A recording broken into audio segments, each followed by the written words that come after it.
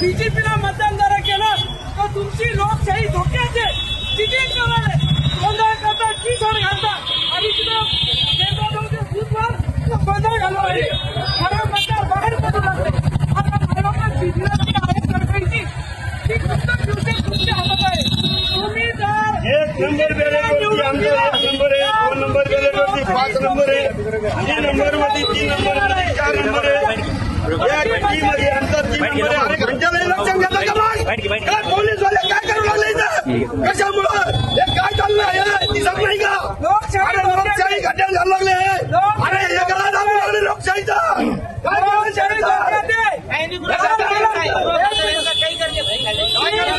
मी स्वतः उमेदवार आहे. मला काल धमक्याचे फोन आले.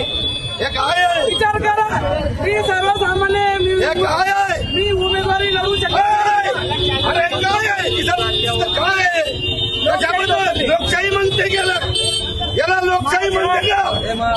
माझ्या मायबापांना मला कळकळीची विनंती आहे. याला लोकशाही म्हणते का? मी नाही नगरसेवक झाले तर चालेल. तुम्हाला मतदान कोणाला करायचं तो नोटा करा, पण बीजेपीला मतदान करू नका. माझ्या मायबाप हो, कळकळीची विनंती आहे. अरे अपक्ष आणि केंद्रात जाऊन गोंधळ होतोय तिथं करा मतदार जो अरे करा मतदान अपक्षाला. बिना पैशाचा मेणबत्ती सिलेंडर बिना पैशाचा जो माणूस मतदार आहे त्याला मतदारातून त्याला वंचित केलं